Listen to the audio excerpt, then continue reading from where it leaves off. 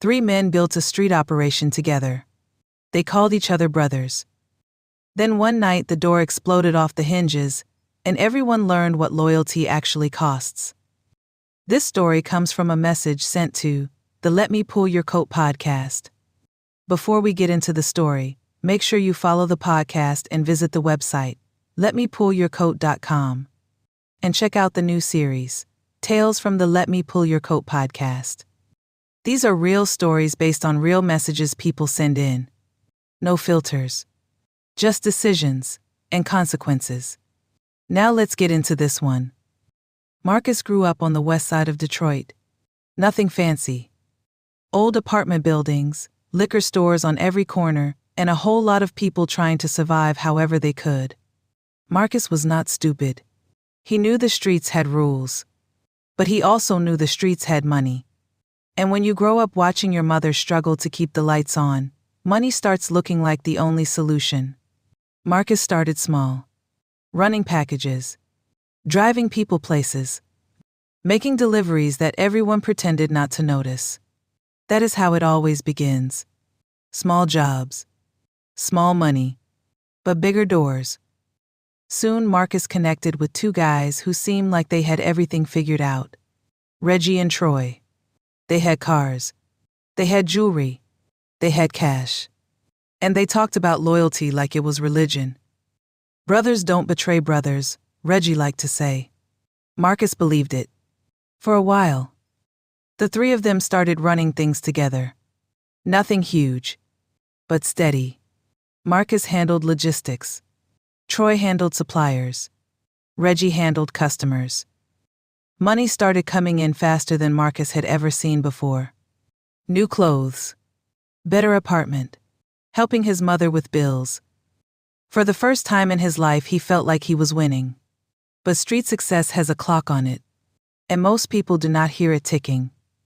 6 months later the pressure started building. Troy began acting nervous. Phones changing constantly. Meetings getting rushed. Deliveries getting sloppy. Marcus noticed it first. That feeling in your gut when something is not right. One night Marcus pulled Troy aside. "Something going on?" he asked. Troy shook his head too fast. "Everything good," he said. But his eyes told a different story. Marcus should have walked away right then. But the money was good. And good money makes people ignore bad instincts. Then it happened. 3 o'clock in the morning. Marcus was asleep on his couch. Suddenly the entire apartment shook. Boom! The front door shattered. Flashlights flooded the room. Federal agents.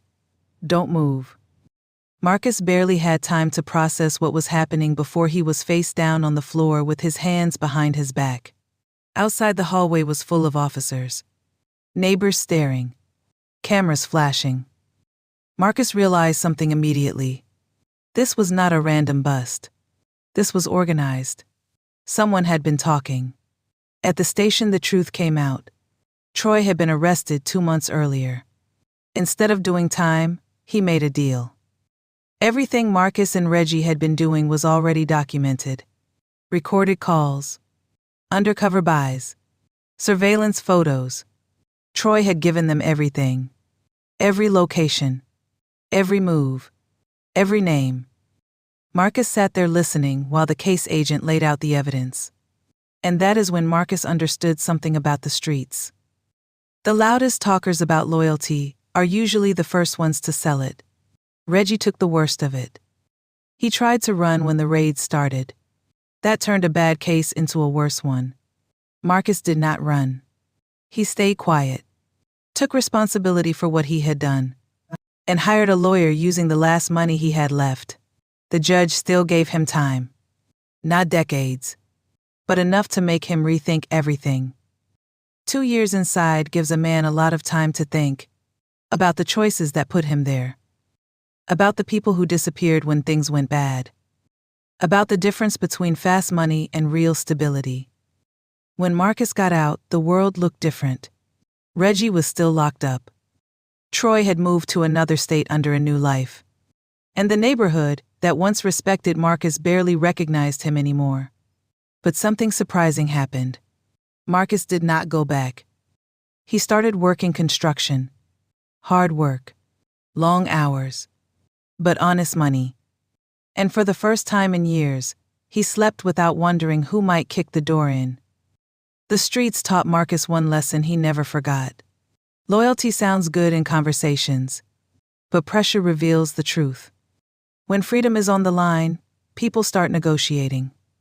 And the street code disappears real fast when federal charges show up. The streets sell a fantasy. Fast money. Brotherhood. Respect. But the reality is simple.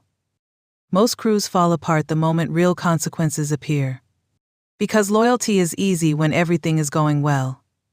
The real test comes when the door gets kicked in.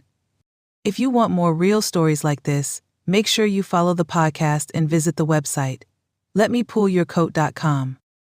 And check out the growing collection of stories on the Tales from the Let Me Pull Your Coat podcast channel, here on YouTube. Because every decision carries a consequence. Some just arrive faster than others.